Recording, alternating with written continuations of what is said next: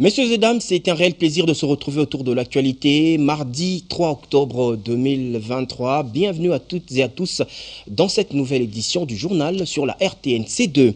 Après le lancement officiel des travaux de construction du pont Lualaba au village de Chaloué dans la périphérie de la ville de Lubumbashi, le président de la République, Félix Antoine Tshisekedi Tshilombo, a tenu un meeting à Kasumbalesa, bien avant de passer à l'inauguration du bâtiment administratif du guichet unique de la DGDA, l'OCC et la DGM. Après cela, le président de la République se rendra d'après le programme à Sakania où il procédera encore à l'inauguration d'un nouveau port sec de Sakania et la remise officielle au gouvernement central de ses infrastructures. Suivez un extrait de son speech.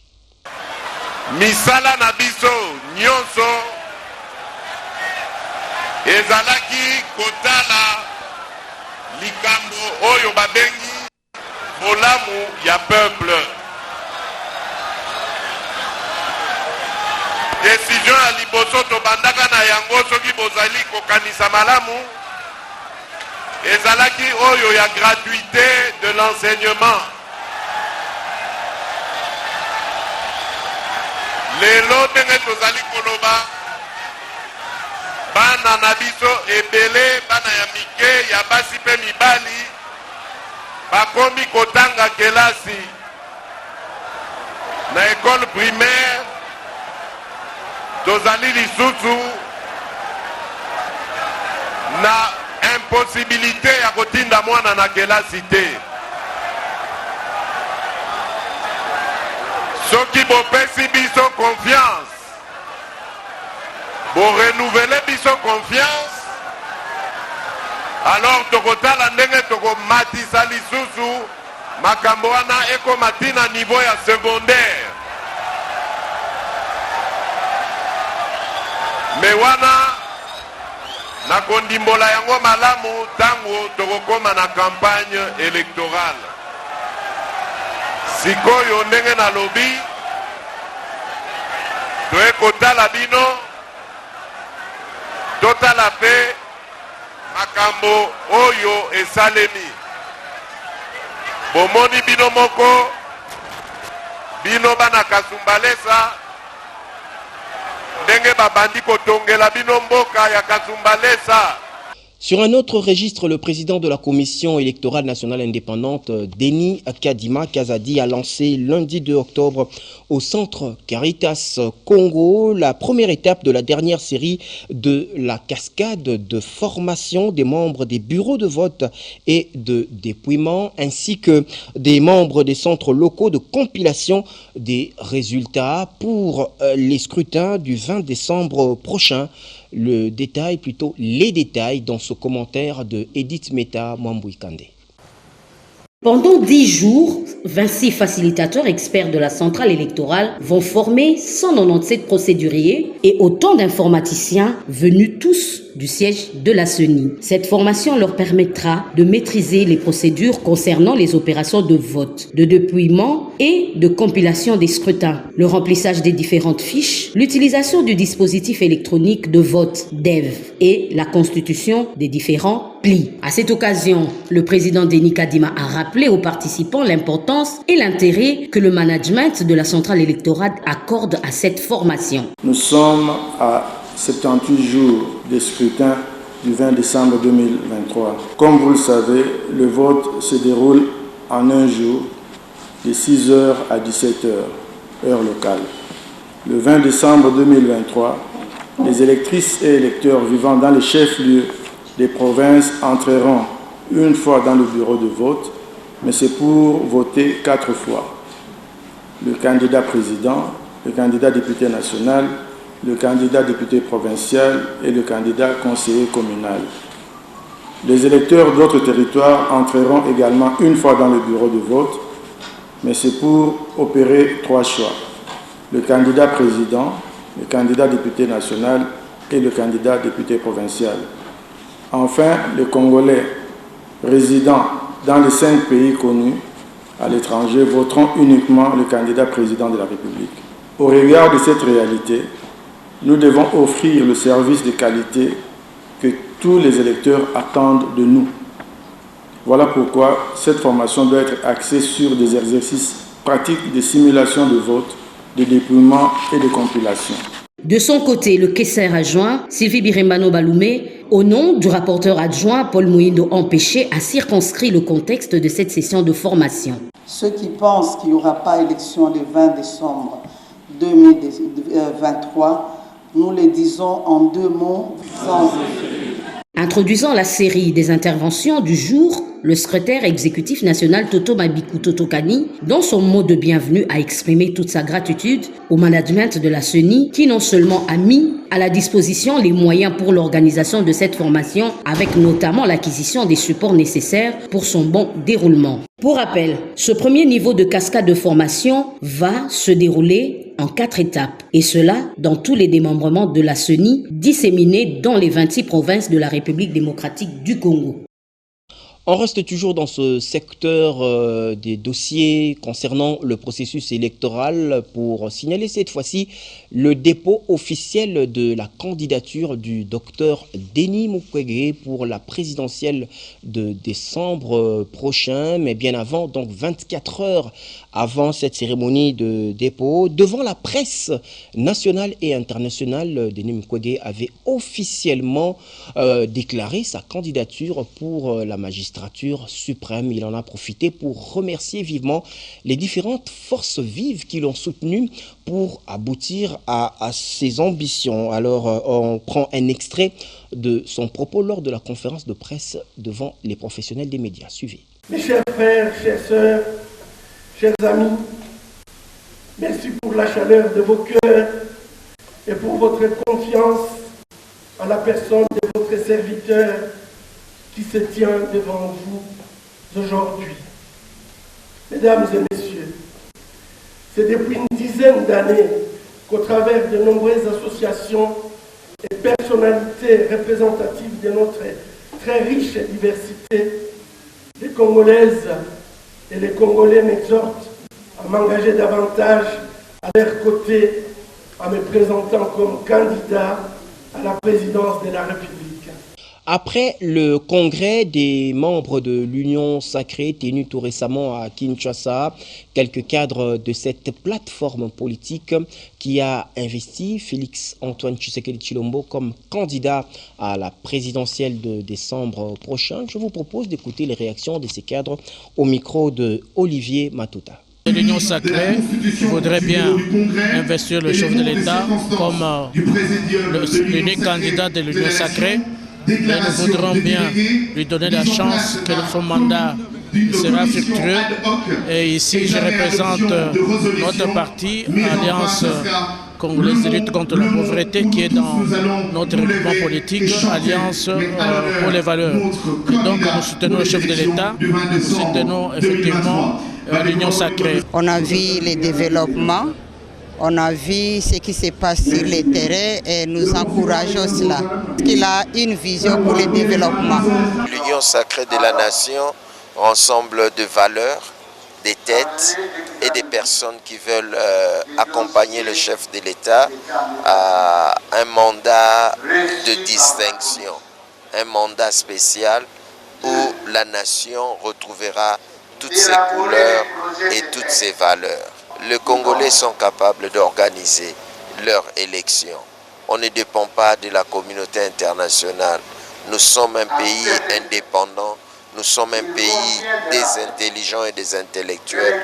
Nous pouvons organiser ces élections sans même l'assistance des autres. Prenons cette mise au point du ministère des Affaires étrangères et francophonie au sujet de la vidéo de M. Joseph Kindundu Mukombo enregistrée le 29 septembre 2023 et mise en ligne sur les réseaux sociaux alléguant un traitement inapproprié de son dossier à l'ambassade de la République démocratique du Congo en Russie. Le ministère des Affaires étrangères et francophonie de la RDC a suivi avec regret et stupéfaction les déclarations de M. Joseph Kindundu Mukombo à travers les réseaux sociaux, quoique détenteur d'un passeport diplomatique L'intéressé n'est pas un agent de carrière du ministère des Affaires étrangères et francophonie.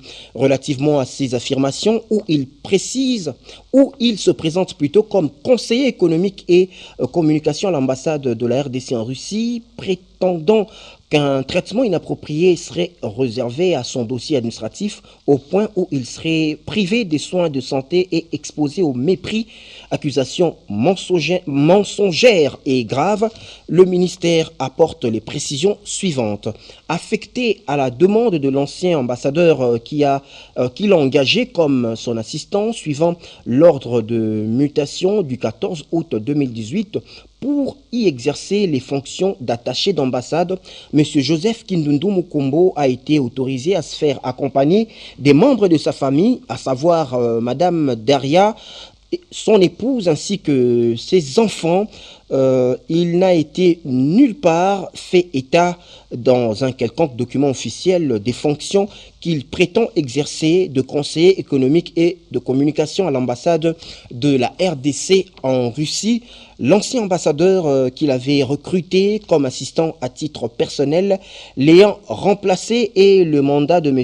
Joseph Kindundu Mukombo étant lié à celui de ce dernier d'une part, et pour avoir accompli plus de 4 ans de service d'autre part, l'intéressé a été rappelé définitivement à Kinshasa suivant le message du 21 septembre 2022 du vice-premier ministre, ministre des Affaires étrangères et francophonie, message qui concernait également un autre attaché d'ambassade répondant au nom de Muyamba Shimba. Le 17 février 2023, M. Dimitri Kindundu Mukombo, fils aîné de M. Joseph Kindundu, a aperçu contre décharge à Kinshasa la somme de 10 200 $ américains de M. Ivan Vangongimbi, ambassadeur extraordinaire et plénipotentiaire de la République démocratique du Congo en Russie, correspondant aux arriérés de loyer de M. Joseph Kindundu Mukombo, payés par le gouvernement de la République. Malgré la mise à sa disposition d'un titre de voyage conformément au message subventionné astreignant notre ambassade à Moscou, s'agissant également de son passeport diplomatique délivré à Kinshasa le 20 août 2018, celui-ci a expiré depuis le 19 août 2023, étant donné que sa qualité de diplomate a échu avec le mandat de l'ancien ambassadeur qui, pour rappel, l'avait engagé à titre personnel. Son passeport ne pouvait plus être renouvelé.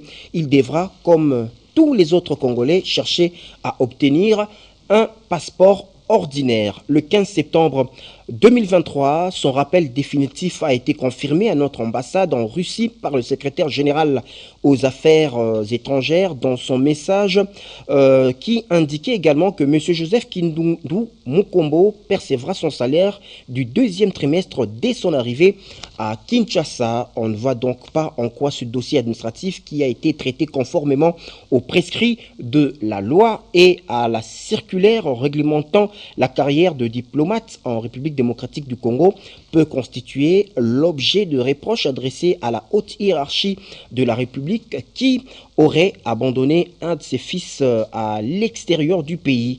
Il est conseillé à M. Joseph Kindundu Mukombo, à qui tous les moyens pour son rapatriement ont été proposés, d'accepter de revenir au pays pour éventuellement solliciter son intégration dans le corps des diplomates en République démocratique du Congo. Voilà donc cette mise au point qui nous parvient du ministère des Affaires étrangères et francophonie. Sur notre volet, ouverture lundi 2 octobre de l'atelier de formation sur le renforcement des capacités des douaniers en matière de mise en œuvre de la zone de libre-échange continentale africaine en République démocratique du Congo. L'activité a été organisée par les coopératives allemandes GIZ et JIFA. On en parle dans ce reportage signé Fallon Mubongo et Richard Selio. Bien que ratifiée, la zone de libre-échange continentale africaine en RDC n'est pas encore opérationnelle jusque-là. Entre-temps, les secteurs impliqués s'activent. C'est la raison pour laquelle cette deuxième phase de formation des formateurs des douaniers de la DGDA et ceux du secteur privé vise à améliorer la compréhension et à renforcer les compétences de ces derniers dans la gestion et l'exploitation des règles d'origine et les autres contenus spécifiques de la zone de libre-échange continentale africaine. Une série de règles qu'il faut respecter afin de bénéficier des préférences tarifaires qui sont introduites par l'accord. Les règles d'origine sont parmi les règles qui sont les plus importantes pour bénéficier de cette préférence. Mais il y a même d'autres, comme par exemple la règle du transport direct. Ce sont des règles très techniques que la douane doit connaître pour bien appliquer les dispositions de l'accord. Convié pour le lancement de cet atelier, le directeur général de la DGDA invite les participants à s'investir totalement dans cette formation pour un résultat escompté. Le processus de mise en place effective de la ZELCAF est et sera une démarche complexe où les ressources humaines joueront forcément un rôle crucial. Raison pour laquelle les capacités de ce capital humain doivent en permanence être renforcées, notamment par des formations comme celle-ci que nous aurons l'honneur de lancer. En effet, plus que jamais, les formateurs et les apprenants doivent être conscients de ce fait et en tirer toutes les conséquences, pour les uns dans leurs enseignements dispensés, pour les autres dans le fonctionnement de leurs services, au regard du contexte d'un commerce intra-africain libéralisé qui se profile à l'horizon. Ouvert le 2 octobre, la formation des formateurs des douaniers va se clôturer le 6 octobre prochain. La République démocratique du Congo doit donc parfaitement réussir son intégration dans la zone de libre-échange continentale pour le développement du pays et du continent africain. C'est ce qu'ont indiqué les différents participants qui ont pris part à ces travaux. Je vous propose de les écouter dans cette brochette de réaction préparée une fois de plus par Fallon Mubungu et Richard Selio. C'est le début d'une formation qui est en réalité un accompagnement suite à une formation qui a déjà eu lieu en février et mars dernier. Et cette fois, l'expert Danilo passe à un accompagnement pratique des douaniers pour améliorer leur pratique du nouveau contexte de la ZLECAf et surtout maîtriser la question de calcul des déterminations des règles d'origine. Nous visons à ce que les douanes de la RDC s'approprient la nouvelle façon de travailler dans le cadre de la réforme et que les douanes de la RDC et le secteur privé s'approprient l'application de la réforme ZLECAf lorsque la RDC aura déjà adopté son tarif, qu'il n'y ait pas d'ambiguïté dans l'application. Il est question de pouvoir faire la vulgarisation de cette communauté à travers le monde douanier et le monde des affaires. Voilà pourquoi on a réuni une certaine catégorie d'agents et cadres ici à Kinshasa pour que les spécialistes en la matière puissent donner cette matière et qu'elle soit comprise au moment où on devra aller transmettre ça à tous les autres collègues. Il faut que les gens puissent arriver à comprendre ça et les conséquences de tout cela au niveau de l'économie du pays.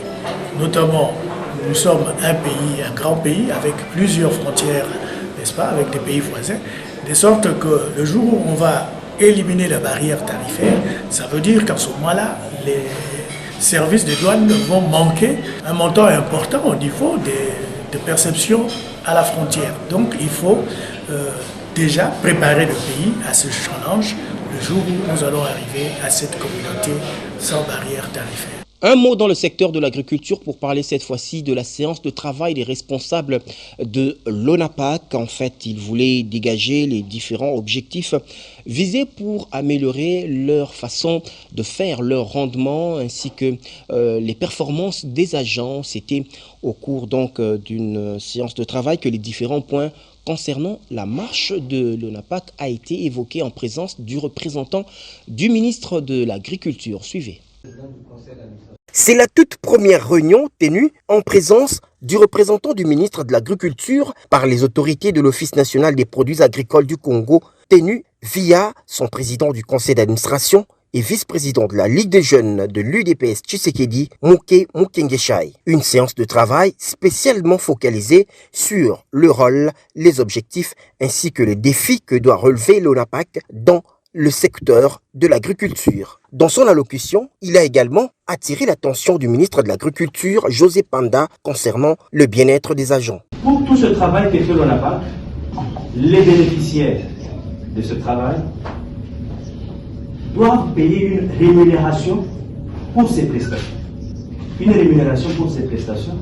Et la loi dit que ces prestations s'effectuent à l'intérieur du territoire national.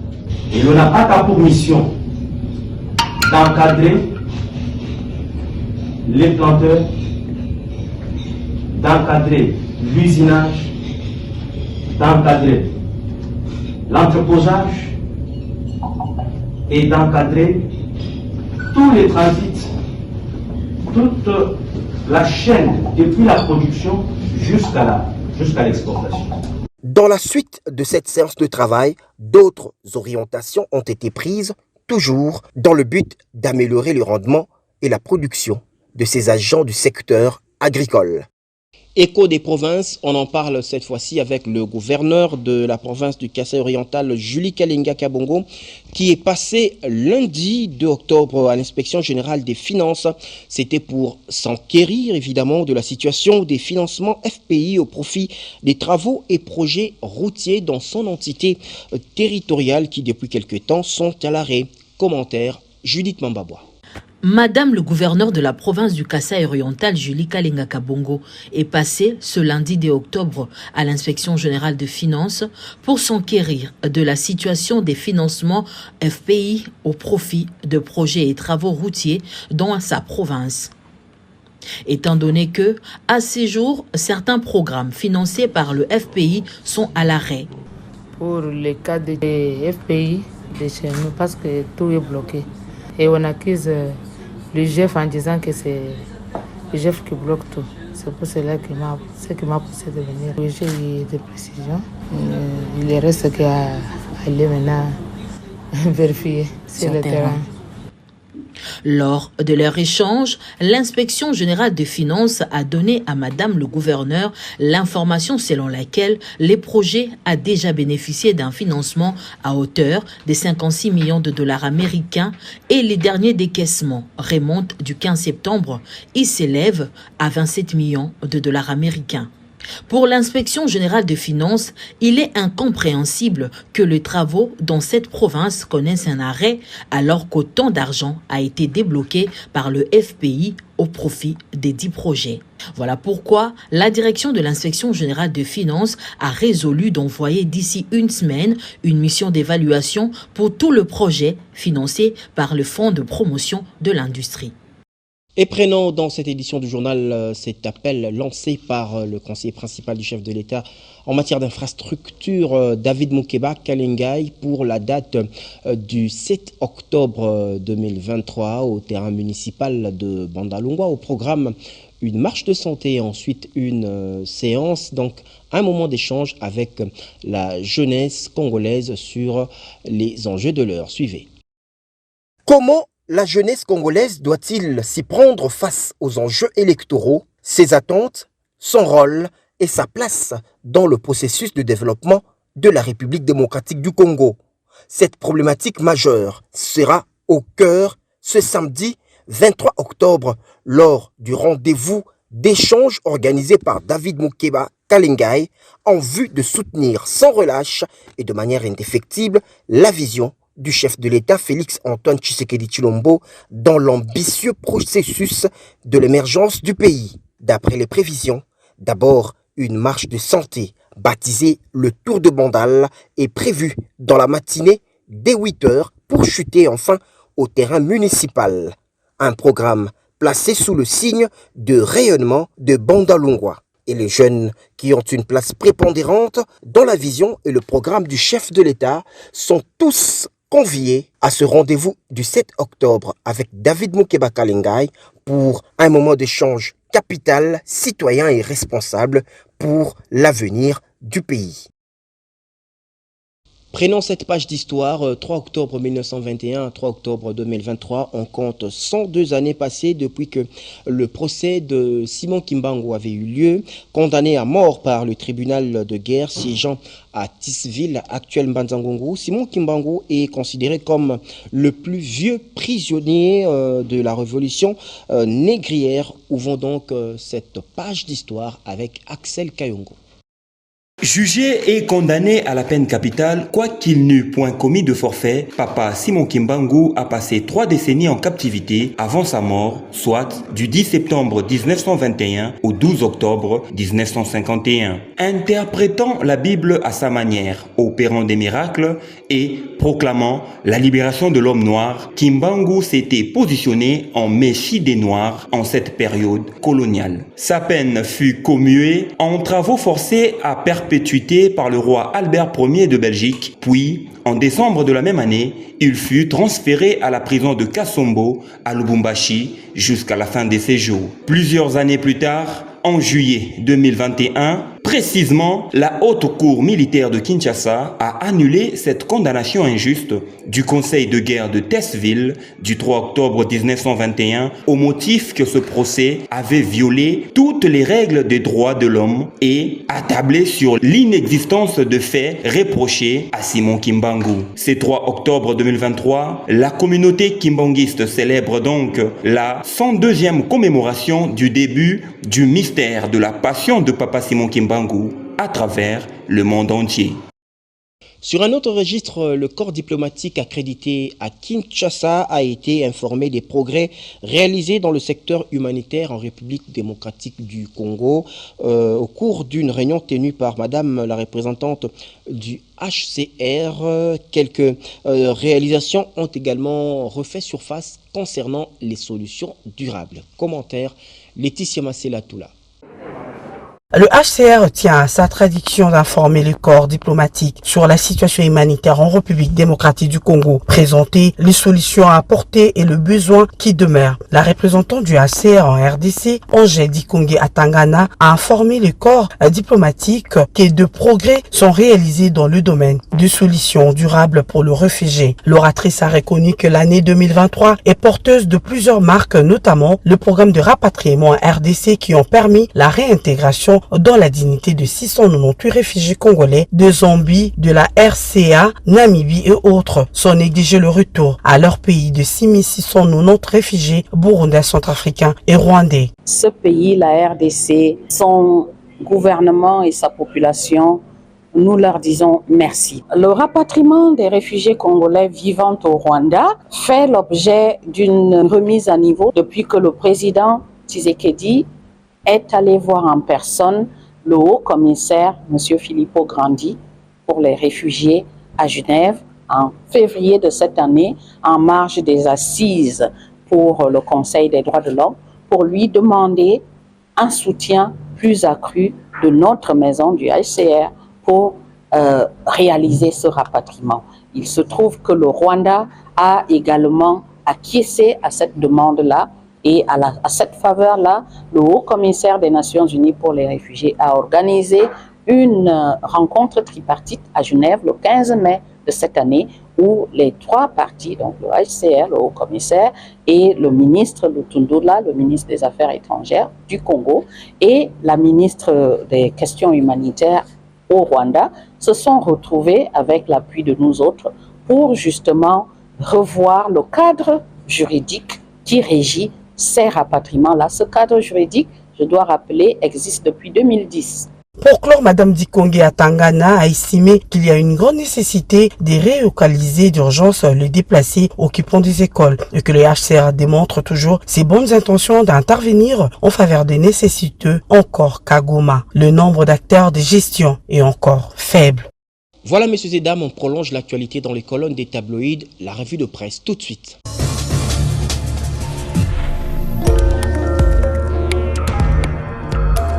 Bienvenue à cette sélection des journaux parus ce mardi 3 octobre dans la capitale congolaise.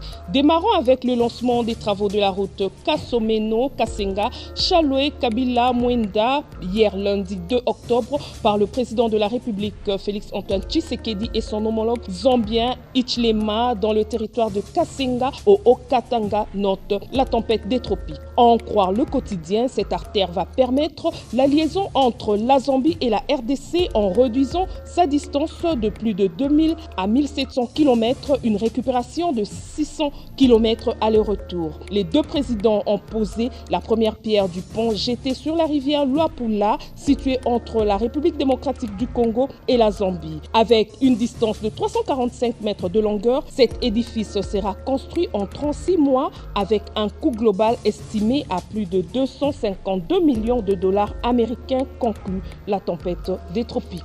RDC Zambie, Sama Lukonde rend hommage à Félix Tshisekedi et Hichilema, écrit pour sa part la prospérité. Pour le Premier ministre, le projet de la route qui sera coulée entre Kasomeno et Chaloé et le pont qui sera jeté sur la rivière Luapula à Chaloé va non seulement transformer la configuration de Kasenga, mais aussi tous les environs au-delà de la rivière Luapula en Zambie. Ce projet, précise Sama Lukonde, cité par la prospérité, va non seulement avoir en son sein des projets sociaux, des écoles, des hôpitaux, mais le plus important, c'est qu'il sera créateur d'emplois.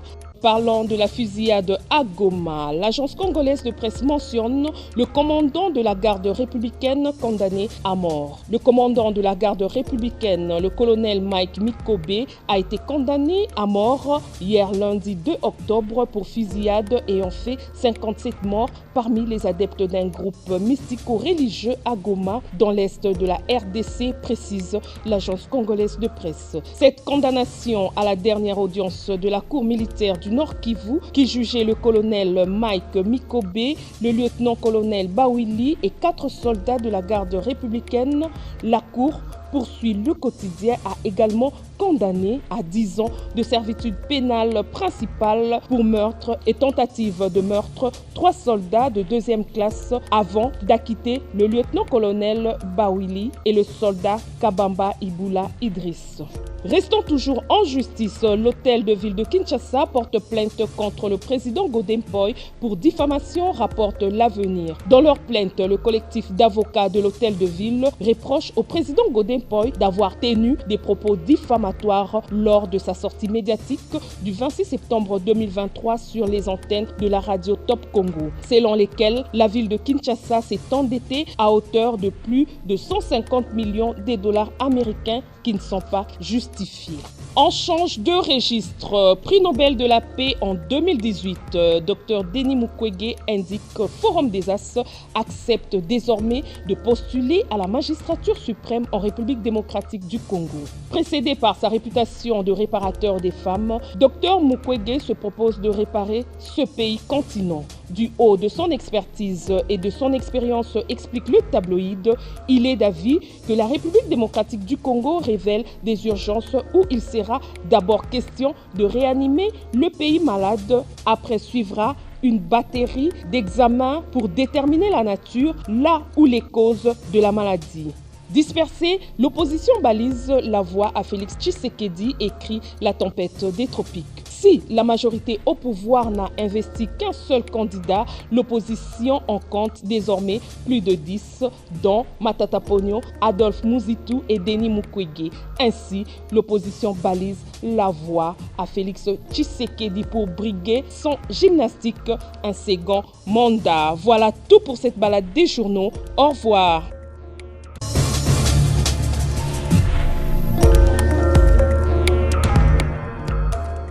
Voilà, c'en est donc fini pour cette édition du journal. Merci à vous de l'avoir suivi. Excellente suite de programmes sur la RTNC2 Développement.